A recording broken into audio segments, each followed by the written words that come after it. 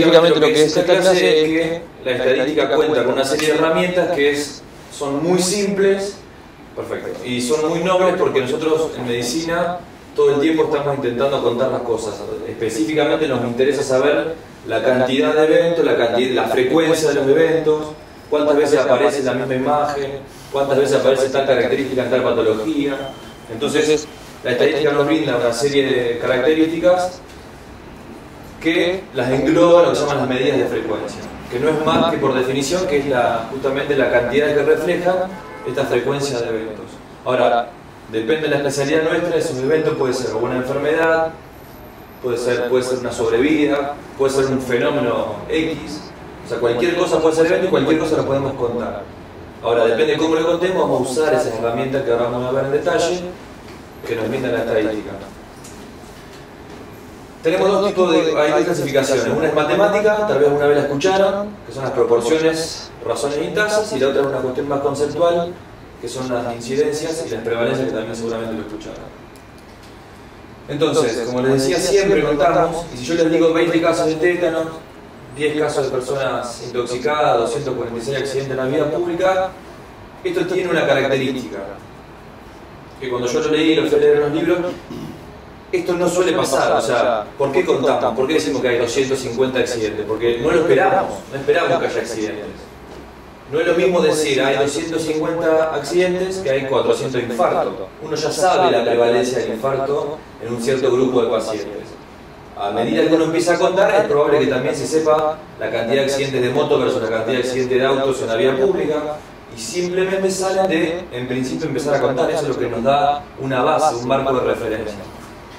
Pero si yo les digo que hay 239 casos de sarampión en Tucumán, me equivoqué, pero en el año 2008 no importa, en el año X.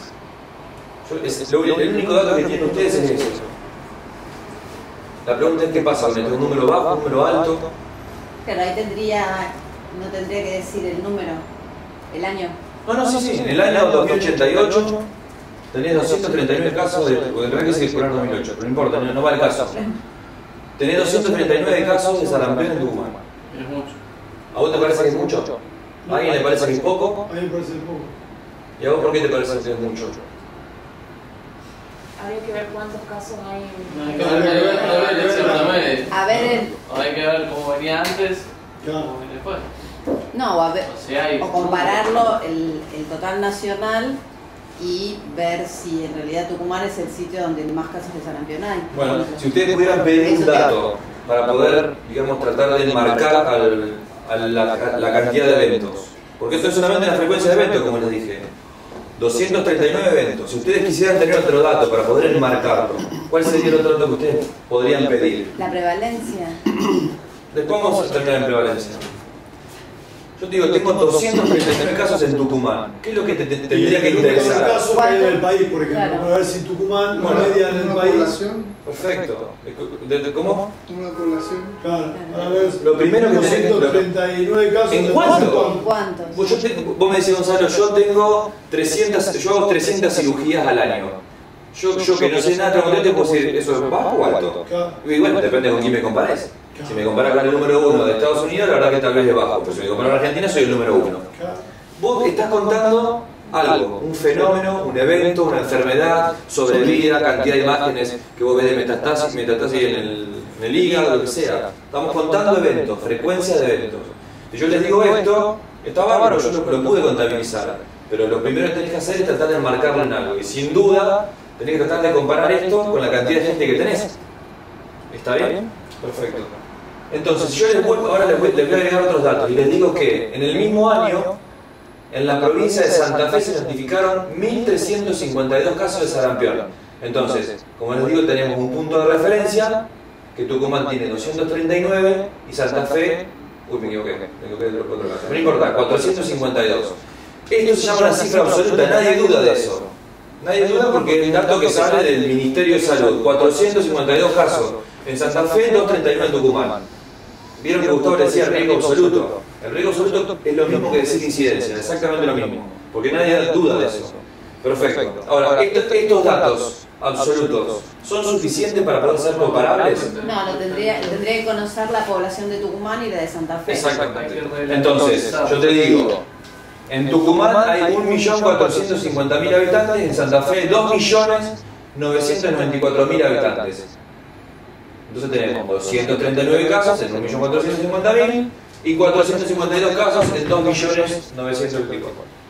Lo comparamos, hacemos una división muy sencilla, que es los casos por la cantidad total, y nos da este número. Pero es más frecuente en Tucumán a pesar de que hay menos casos.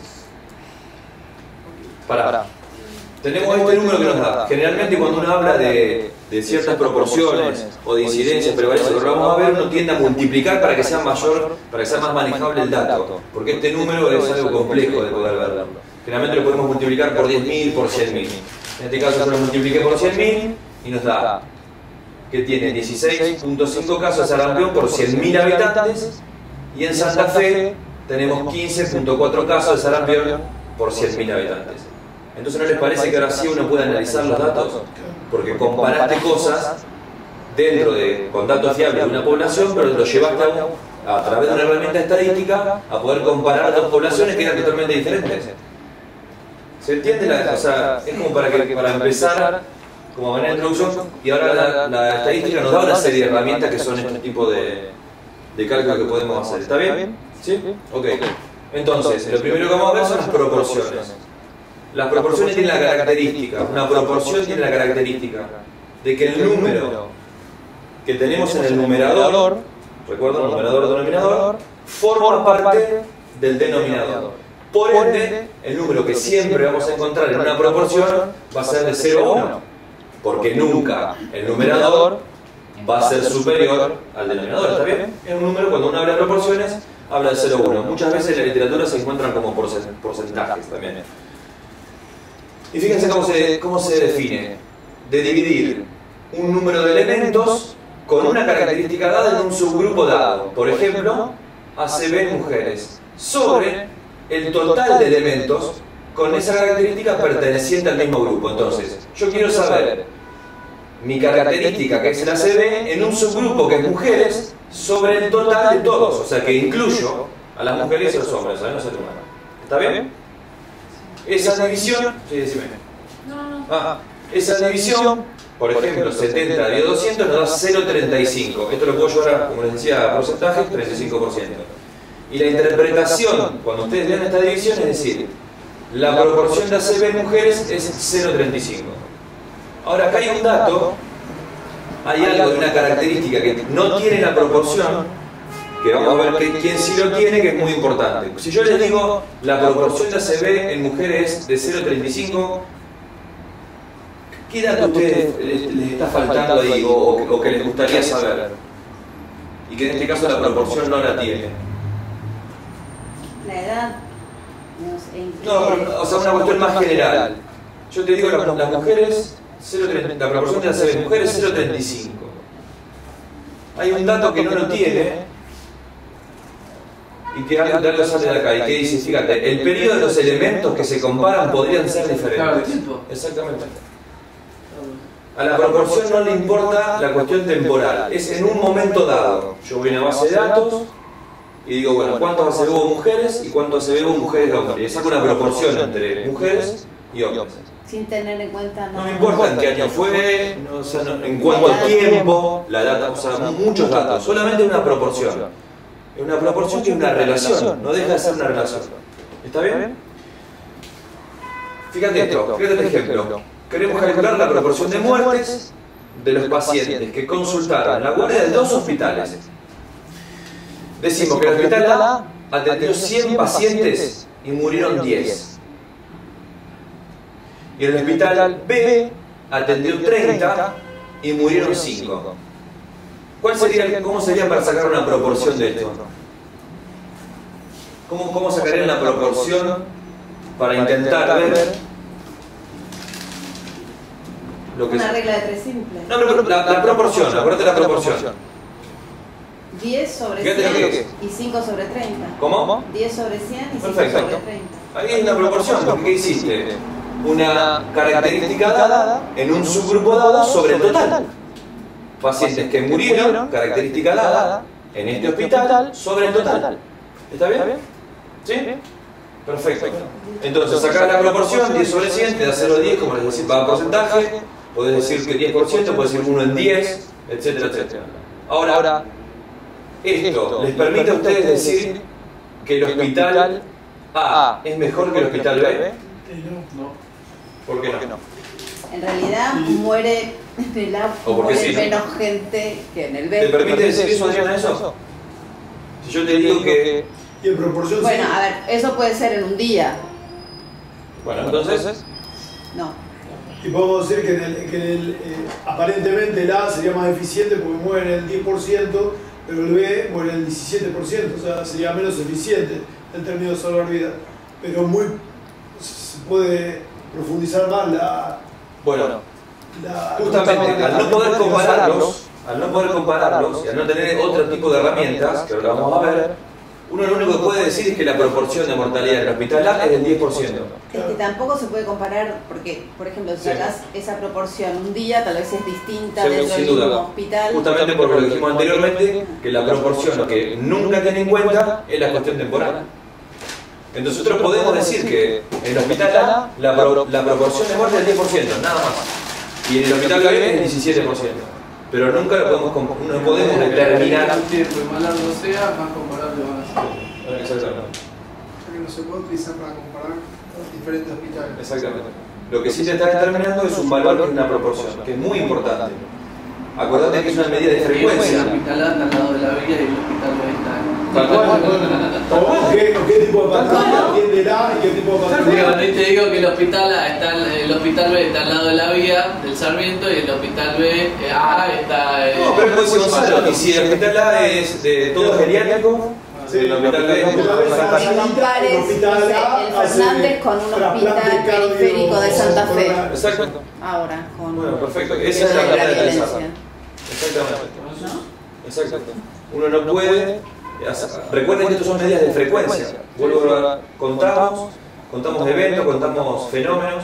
Y recuerden que ya vimos en la clase 15 días las que eran las medidas de asociación. ¿Se acuerdan? ¿Estamos? Otra de las medidas de frecuencia son las razones.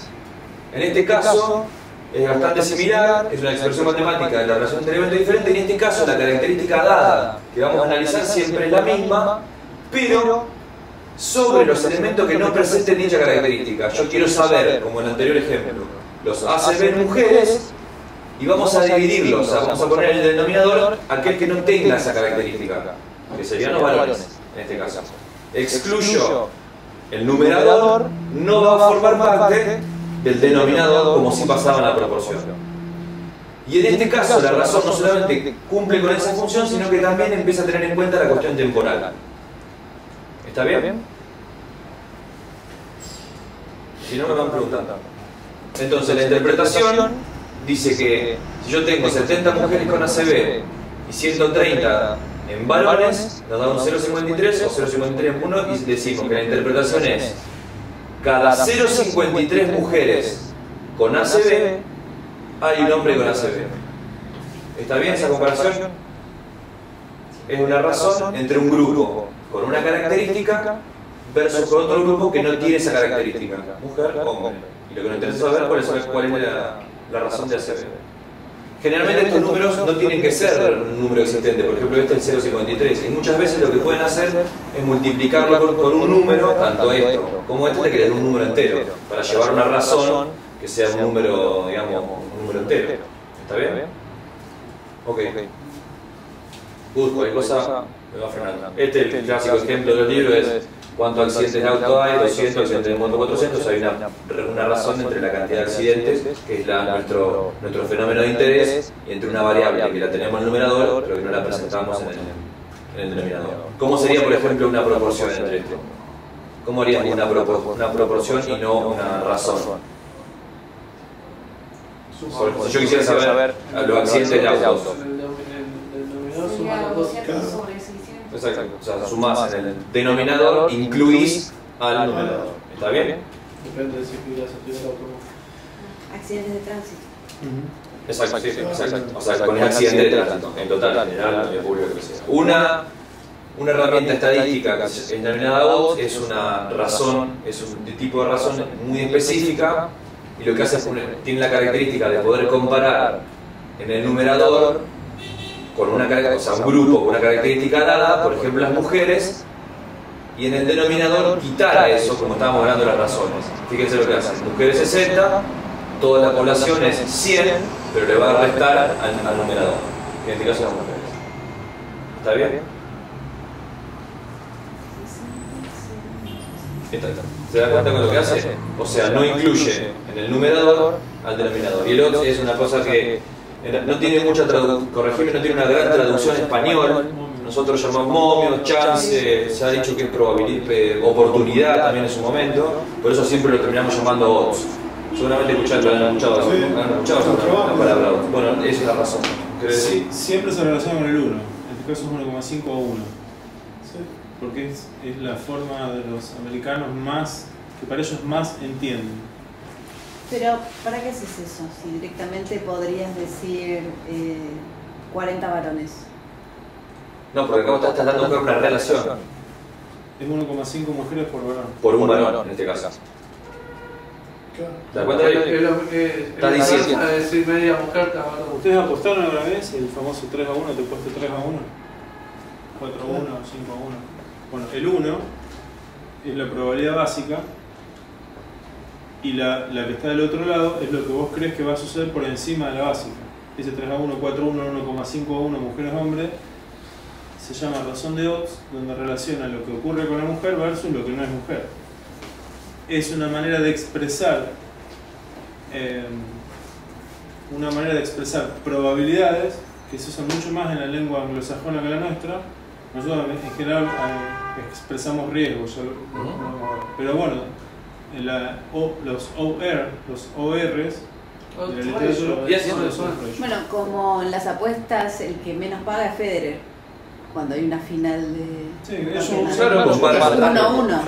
La razón es una ocurrencia. Entonces, obviamente yo sé que hay 70 ACB mujeres, pero quiero saber cuál es la razón con los hombres. Y te digo, con esta herramienta estadística, que cada 0,53 mujeres con ACB hay un hombre con ACB. Pero ese es el odds de ACB de según el sexo. Después, no entiendo la diferencia con el otro, con la que sigue.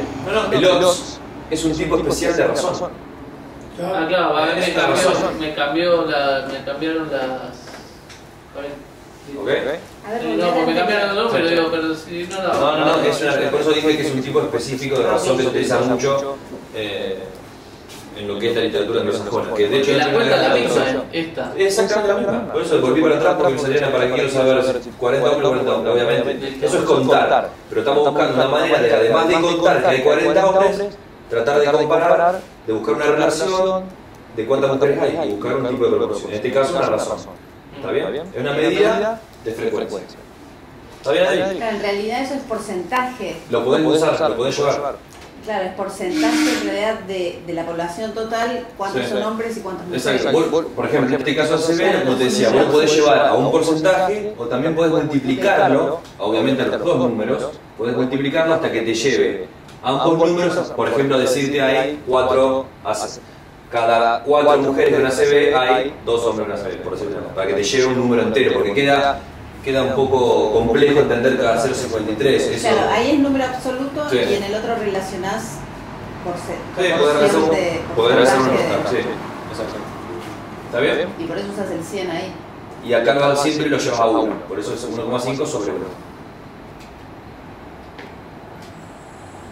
Bueno, esto es un poco más de ejemplo, ¿no? Personas que existen con la característica de interés por cada persona que no la presenta. Esa es la interpretación del odds, que es lo que estoy hablando recién, ¿no? O sea, ¿cuántas mujeres? Cuando la que no tiene mujeres, es una buena aplicación. Un ejemplo bastante sencillo. ¿Seguimos? Bueno, la otra herramienta son las tasas. En este caso, es muy importante poder ir, digamos que desde lo que empezamos, la proporción hasta las tasas, como que va aumentando la complejidad y los datos que necesitamos para poder formalizarlo. En este caso es muy importante, cuando ustedes planteen la generación de una tasa, poder definir perfectamente el tiempo, la población y el lugar. Se dieron cuenta que en los anteriores mucho no nos interesaba eso, Y en este caso la tasa, que es lo más complejo, tenemos que saber muy bien, y vamos a ver un ejemplo para que ustedes puedan entenderlo. Entonces, decimos que es una relación en donde una frecuencia de eventos se relaciona con una entidad más global, o sea que dice que es una proporción del total. Y esto es la fórmula. Seguimos con los ACV. Es el número de ACV en una población en el 2003, en el tiempo, sobre la población en el 2003, y esto por 10 al aire, como les había dicho, se llama base referencial, que es para llevar un número a un número más entero. Pero se dieron cuenta cómo la tasa lo que hace específicamente, porque no sé si dieron, o sea, todas las medidas de relación terminan siendo una división, terminan siendo una relación. Lo que hace es incluir o excluir una serie de características. La tasa específicamente lo que hace es tener muy en cuenta no solamente lo temporal, sino también la población en la cual estamos referidos. ¿Cuáles son los ACV en el 2003? Quiero saber. ¿Está bien? La relación entre los ACV en mujeres o en una población en 2003 sobre la población en total. ¿Está bien? Este es un ejemplo. 2000 ACV en la población 2003 sobre 90.000 en este caso, que era la población en el 2003, nos da un número 0,22, llevado a 100.000, nos da 22 casos por cada 100.000 habitantes. Este 100.000 habitantes uno lo puede cambiar si uno multiplica esta base referencial por 10.000, por ejemplo. Generalmente uno lo lleva a 100.000. Entonces la interpretación, decimos que la tasa de ACV es de 22.2 cada 10.000 habitantes para el 2003 en X lugar.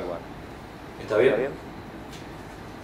Ahora tenemos varios tipos de tasas y algo Gustavo en algún momento lo mencionó hoy. La tasa cruda generalmente es lo que más conocemos nosotros en medicina, que son las tasas de mortalidad, las tasas de natalidad, es el dato bien objetivo de cuánta gente se muere, por ejemplo, en Japón.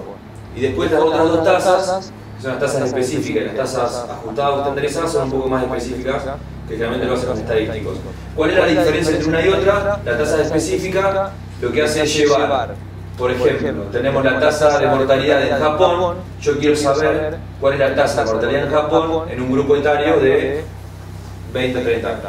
Lo ajustamos, lo intentamos llevar específicamente un dato especial. Y la tasa ajustada o estandarizada es una medida de resumen, es una medida de resumen que tiene la capacidad para poder comparar tasas ajustadas. Con este ejemplo es muy simple. Si yo sé que mueren X cantidad de gente en Japón y X cantidad de gente en Argentina, yo necesito saber, valerme de una serie de características específicas de cada población, por ejemplo, la densidad de la población, en los grupos etarios, la base piramidal en cuanto a los grupos etarios de las poblaciones, para poder comparar la tasa específica de Japón versus la tasa específica de Argentina. Lo que hace la estandarización de las tasas o el ajuste de las tasas es evitar que haya alguna característica, por ejemplo la edad, que me esté influenciando mi resultado. Y es que yo digo tal vez que en Argentina se muere más gente que en Japón, pero la realidad es que hay una característica, ¿se acuerdan que Gustavo les puso todas las características del costado? Y es que está influenciando una variable que podemos llamar una variable confusora, que nos está influenciando el resultado que no está siendo real. ¿Se entiende el concepto? Esa es la tasa ajustada y la tasa específica, que nada tiene que ver con la tasa cruda, que es lo que generalmente conocemos nosotros. Nada, solamente ejemplos. Busqué así tasa de mortalidad en Perú, en este caso comparó tasa de mortalidad en varones y hombres con distintos grupos etarios. Eso es bien crudo porque es un dato absoluto. Pero fíjense también lo que podemos hacer, y que me pareció interesante que ustedes los puedan ver a esto. También podemos buscar, generar tasas por periodos. Fíjense lo que hacen acá. Estos son 10 pacientes que son internados en terapia intensiva y que son seguidos hasta la alta. ¿Está bien?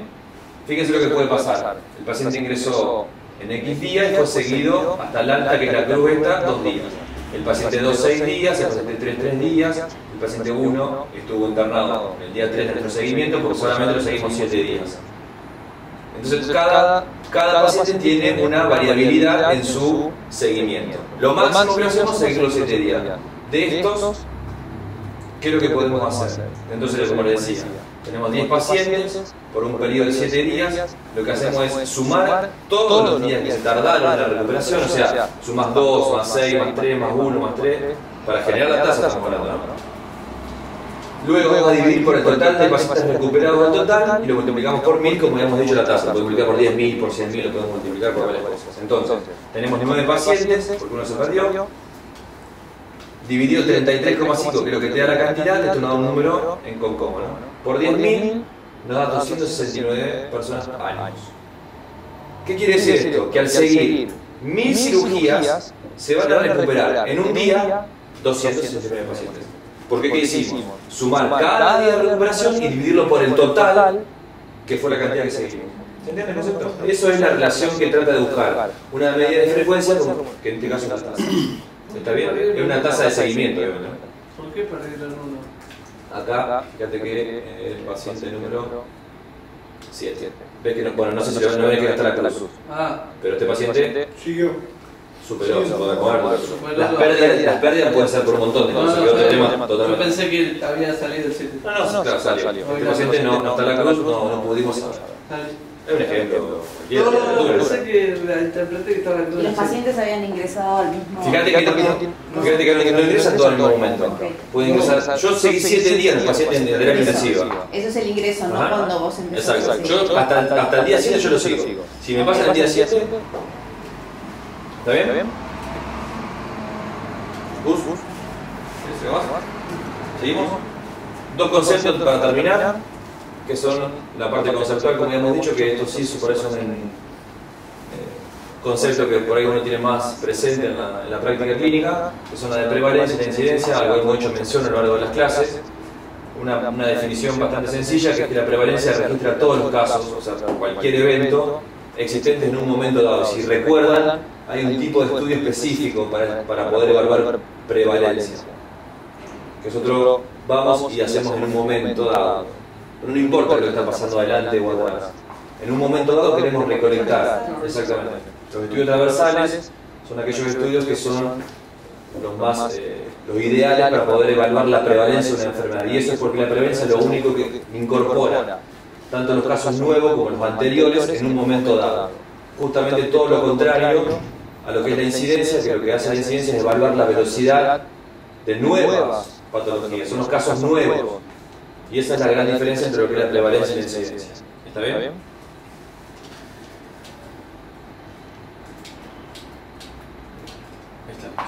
Prevalencia, como decíamos, entonces describe la magnitud y la fuerza de una enfermedad, en este caso, en una población, y que no tiene en cuenta el tiempo en el cual se provoca. Uno puede determinar un tiempo. Yo quiero saber la prevalencia de la enfermedad en tal momento, pero siempre en un momento. Y no quiere decir que sea un día, puede ser en el 2003. Siempre tenemos que definir perfectamente en cuándo queremos cortar cuando cortamos nuestro ingreso o nuestro análisis, digamos. Sí, exactamente, esa es la transversalidad.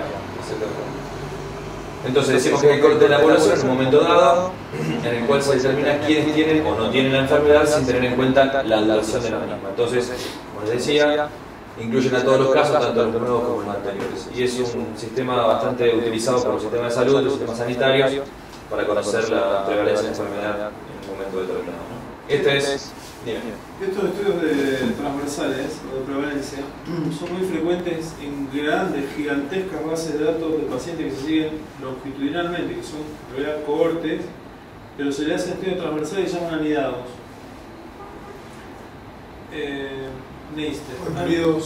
Entonces, suponete, el Framingham es un estudio que comenzó hace 45 años y cada 7 años, o un periodo de tiempo tal, hacen un estudio transversal, un corte a esa población, porque van comparando en ese momento la prevalencia de tabaquismo, la prevalencia de alcoholismo. Sí, Framingham todavía. Y la comparan con la prevalencia. La prevalencia en este momento la comparan con prevalencia en otro momento. Entonces van viendo la evolución de la prevalencia por estudios transversales anidados. Son súper interesantes. Y lo otro que es importante ver es que si yo por prevalencia entiendo la presencia de un factor en una población X y la comparo con la ausencia del mismo factor en una población similar, supongamos, de todos los pacientes con accidentes cerebrovasculares que tengo en este momento, cuáles son dislipémicos y cuáles no, puedo evaluar la asociación entre dislipemia y accidente cerebrovascular, ¿verdad? O sea que si yo voy a evaluar, traten de entender, no solo es la prevalencia de una patología en una población, sino que además puede evaluar la fuerza de asociación de dos variables en esa población, lo cual habla de un estudio analítico, ¿se acuerdan? ¿Cuál es la principal debilidad de esta característica del estudio analítico al evaluar la fuerza de asociación entre dos variables de mi interés con respecto a los de un poquito más de la izquierda? Tratan de hacer un esfuerzo enorme en términos de exposición de resultados. Yo voy a evaluar todos los pacientes con ACV en este momento y le voy a evaluar el colesterol en sangre para tratar de estimar la fuerza de asociación entre la dislipemia, el colesterol alto, y la ocurrencia de accidente cerebrovascular. Encuentro una asociación entre ACV y colesterol, o sea que el riesgo de tener ACV con colesterol es mucho más alto que el riesgo de tener ACV sin colesterol, ¿verdad? Sí. Ahora, como yo evalué todo en el mismo momento, es poco probable que pueda definir que el colesterol empezó antes o después de que el paciente tuvo la ACV. Porque muy probablemente un paciente con accidente cerebrovascular es sedentario, ¿verdad? Entonces recuerden que para evaluar la fuerza de asociación, pero cuando uno prevé causalidad en mente, siempre tiene que haber el factor evolutivo, porque una de las maneras de diagnosticar o de describir la causalidad es la relación temporal. En general la causa precede al... Recuerda que lo vimos en la clase anterior, que eran los criterios de Bradford-Hill. ¿Se acuerdan? ¿Se acuerdan? Yo creo que había varios, usted no contaba, ¿no? Había varios modelos de Rodman, ¿no? Y uno era Bradford-Hill que enunciaba una serie de características. Uno era la relación temporal, la causabilidad, la lo debilidad. tienen en estadística 1, en el paper de estadística 1. La debilidad de los estudios transversales para determinar causalidad es que no pueden diferenciar la relación temporal entre la exposición de resultados. Les di el ejemplo de las mujeres obesas y la gonioartrosis. Es difícil saber si empezaron siendo obesas, por eso tuvieron gonioartrosis o tienen gonioartrosis y después fueron obesas. Bueno, ese es el problema de los estudios transversales, pero son muy buenos para generar hipótesis para estudios longitudinales. Vamos. Por eso en la fórmula de la prevalencia es muy importante poder determinar en qué momento estamos analizando nuestra población. Número de casos existentes en una población en un momento determinado sobre el número de personas de esa población en ese mismo momento. A manera de descriptivo nada más, hay dos tipos de prevalencia, una que es puntual y otra que es de periodo. La puntual es donde específicamente vamos a buscar la prevalencia en una población general. En cambio, en la de periodos vamos a determinar perfectamente, como te decía yo, o sea, decir, bueno, en el 2003 quiero saber cuánta prevalencia. Y eso generalmente, hablamos de periodos, generalmente son periodos mucho más largos de lo que estamos queriendo analizar, pero no dejan de ser algo, no dejan de ser prevalencias por la manera en la cual contabilizamos a nuestros pacientes y además de la manera en la cual los relacionamos. ¿Está bien? Entonces, siempre hay que definir, como decía, el evento, el caso, la población en tiempo. Tenemos los casos y tenemos la población siempre en esta manera de definir. Este es un ejemplo que después pueden profundizar cuando lean la diapositiva. En este caso, por ejemplo, vamos a tratar de definir pacientes hipertensos. Y esto es muy importante a la hora que ustedes, ¿se acuerdan cuando vimos variables? Que era muy importante la operacionalidad de las variables. Poder definir qué quiere decir para ustedes ser hipertenso, cómo lo van a tomar a ser hipertenso. Quiere decir que si vienen a mi consultorio y yo le tomo una presión arterial X, ya son hipertensos. Ustedes definen el punto de corte. Eso es muy importante, ser muy expertos en el tema. Yo puedo perfectamente definir qué quiere decir hipertensión, infarto. Vos cuando quieras medir la debilidad de la glena, vos tenés que saber perfectamente qué quiere decir la debilidad de la glena, porque al exponer tenés que saber eso. Si no es muy difícil poder llevarlo a una base de datos, porque cuando vos quieras decir la debilidad de la glena, tenés que llevarlo a algo mesurable, algo tangible. Y ahí es cuando vos tenés que operacionalizar y llevarlo a una variable que pueda ser, digamos, que tenga la capacidad de ser estadísticamente analizado, de ser recogido y posteriormente analizado. Exacto. Sí, además de fiable, pero que pueda ser, o sea, ¿qué quiere decir? Si yo te digo debilidad de la glena capaz que no se te ocurre un número. ¿Se entiende? O sea, el experto tiene que saber cómo llevar eso, ese fenómeno de interés, a una serie de variables que puedan ser recogidas y posteriormente analizadas sin un sinfín de herramientas. Entonces, es muy importante este punto en el cual definamos perfectamente qué quiere decir hipertensión, una serie de ejemplos, cuál es la población en la cual nos vamos a guiar, por ejemplo, pacientes mayores de 18 años, afiliados a un activo, a un plan de salud al 30 de junio de 2005, o sea, perfectamente quiero saber cuáles son los pacientes de hipertensión en el año 2005. Tenemos que definir cómo hago para saber esos pacientes del 2005. ¿Y cuánto tiempo lo vamos a llevar? Se debe tener siempre claro en qué momento lo estamos calculando la medida, porque si no deja de ser prevalencia. Recuerden que siempre la prevalencia es algo bien transversal. ¿Está bien? Es una manera de... Tienen un ejemplo ahí. En cambio, la incidencia, como les decía, son, para manera de resumen, son los casos nuevos. Pero cuando vamos a la literatura, lo que habla es la velocidad en la cual la enfermedad se presenta, la generación de los casos. ¿Está bien? Cuantifica casos nuevos y dado que es una medida de transición, desde un estado a otro representa la probabilidad de contraer la enfermedad, con lo cual es un estimador absoluto de riesgo. Ahora la pregunta es, acá, si la incidencia y la prevalencia tienen algún punto en común, digamos. Porque decimos que la prevalencia eran casos nuevos anteriores y los casos de la incidencia son los casos nuevos. Ahora el tema es si encontramos algún punto de interés y ahora lo vamos a ver. ¿Querés decir algo más a esto? Tenemos dos tipos de incidencias, una incidencia acumulada de riesgo, como les decía recién, lo van a ver de bastantes maneras, principalmente en la literatura anglosajona, generalmente todo asociado a risk, y la densidad de incidencias. La incidencia acumulada es bien la definición de lo que hablamos anteriormente, casos nuevos en un periodo de tiempo dado sobre la población en riesgo. ¿Se entiende? Por eso es una medida de riesgo. Porque estás comparando con gente que tiene la probabilidad de desarrollar una enfermedad, pero que en el momento no la tiene. Por ejemplo, si vamos a hablar de que yo quiero saber la incidencia de cáncer de próstata, ¿cuáles van a ser los pacientes de riesgo? Hombres. Si yo quiero saber cuál es la prevalencia, la incidencia, perdón, de los de útero, para hacer un poco más, la población en riesgo son las mujeres, y si somos mucho más precisos, las mujeres de tal edad, con tales características. ¿Se entiende esa diferencia entre una cosa y la otra, no? Entonces este es un ejemplo, tenemos ACV, muertes y vivos con o sin ACV. Fíjense, esto creo que lo voy a dar otra proporción, no importa. Incidencia acumulada de muerte entre los pacientes con ACV tenemos 30 sobre 100, que es el total. Eso llevado a 100 para la incidencia te da 30. La incidencia de muerte es de 30 cada 100 pacientes con ACV por año. Eso es un dato de frecuencia. Si vemos los pacientes con incidencia acumulada de muerte entre los pacientes sin ACV, 10 sobre 300 nos da por 100 3.3. O sea que la incidencia de muerte es 3.3 cada 1000 pacientes sin ACV por año.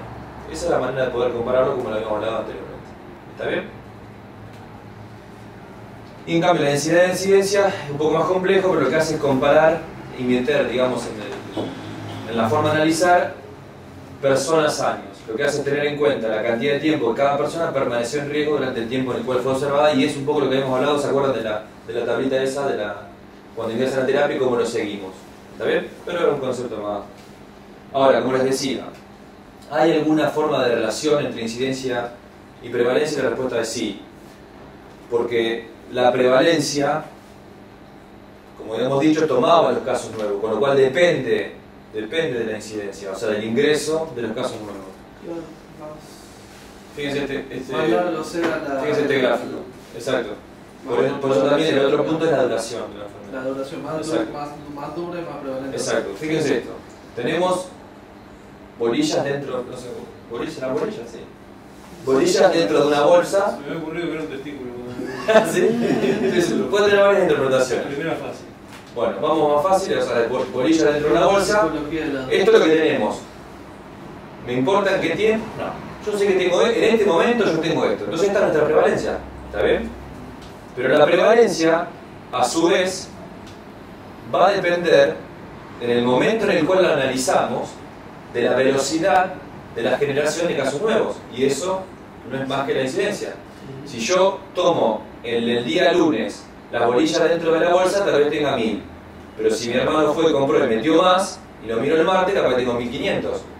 La incorporación de estos casos nuevos es sin duda la incidencia. Por ende, la prevalencia, mi análisis de la prevalencia, va a depender también de la incidencia. Y el incremento de la prevalencia depende de... Entonces, acá teníamos una base que era nuestra prevalencia, y por ende este incremento, este aumento de la prevalencia depende directamente proporcional de la incidencia. ¿Está bien? Ahora, por el otro lado, por supuesto tenemos una base y esto, la disminución de la prevalencia, por ende la salida de las bolillas van a ser la muerte. Porque si yo voy a un miércoles y alguien me rompió la bolsa, voy a tener 900 bolillas y por ende voy a tener menos. O sea, va a decrecer la prevalencia. ¿Está bien? Y esto es un poco el resumen, ¿no? La muerte o la curación, lo que sea. Por supuesto, absolutamente. El cese del cigarrillo. Es absolutamente. El cese de la bebida alcohólica. Hablando de prevalencia alcohólica. Bueno. No, ayer dejé de tomar. Dejar que tu estudio deje de seguir al paciente. Yo La vez sigo. pasada hablábamos de cuánto se consideraba para sensación tabáquica. ¿Sensación tabáquica? En teoría se Para habla. decir que es ex tabáquica. Para decir que esa tabaquita se considera, según los estudios, 3 días. 3 días. ¿Cómo? Pero para Para considerar. Si vos- Para No, igualar el no. riesgo. Y no, eso depende mucho de la cantidad. Viste que hay una relación entre cantidad de cigarrillos y por cuánto tiempo uno fuma. Sí. Es una multiplicación. Ese valor de esa multiplicación tiene una cuestión pronóstica. Y depende de eso, depende cuántos años uno necesita para. Pero 3 días ya es exfumador. Sí. Y está en relación con un concepto del síndrome de abstinencia. Claro. Sí, está en ¿Por qué? relación ¿Qué- con eso. qué tiene? Porque en teoría el síndrome de abstinencia, uno pasado los 70 horas, que le llaman las horas del infierno o algo así. Bueno, uno. Sí. Pero hay cosas que demuestran que aún 15 años después hay cambios. 15, 30 años después. Pulmón. Y eso tiene que ver, lo que yo decía Adriana, específicamente con el hábito tabáquico, ¿no? El riesgo. En la cantidad de cigarrillos por los años que lo fumaste, ese número grande, Fakir. ¿eh? El fakir. Claro. Eso tiene que ver con la cuestión pronóstica. Sí. De hecho, los neumonólogos estaban todos fakir. No te preguntas si fumar o no fumar. Tal cual. Sacan el fakir.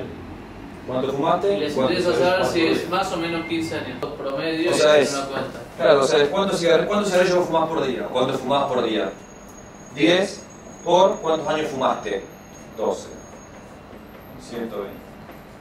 Este número tiene una escala, digamos, que tiene pronóstica. Independientemente de si Fakir. dejas- Independientemente de si Fakir. dejaste de fumar Sí, o sí, no. por eso Los años que llevas- al neumonólogo no le importa eso, porque él, como dice él, en cardiología tenés 1000 de esto, o sea, los antecedentes, tabaquista, no, ¿cuánto vas a fumar? Una semana. Y ahí- Bueno, para el neumonólogo, por lo que yo veo, Sí, sí. le interesan los 15 años. Es decir, hace más de 15 años que dejó de fumar o menos de 15 años. Antes eran 10, Pero ¿no? Para tener el mismo ¿en riesgo de términos los oncológicos o en no términos...? fumadores. Supongo que para la mezcla. Para igualar el riesgo de los no fumadores. Porque el riesgo de fumador a no fumador se iguala a los 10 años. A los Claro, 10. claro, eso es lo que. Ahora, el riesgo de... Pero depende de qué riesgo... El riesgo Claro, de no oficina es sé, otro riesgo. Claro, otra cosa. Supongo que será un Es promedio. otra cosa también. Son todos riesgos diferentes. El riesgo de... Supongo que POC. deberá hacer algo Abstinencia. justamente eso, entre Sí. POC y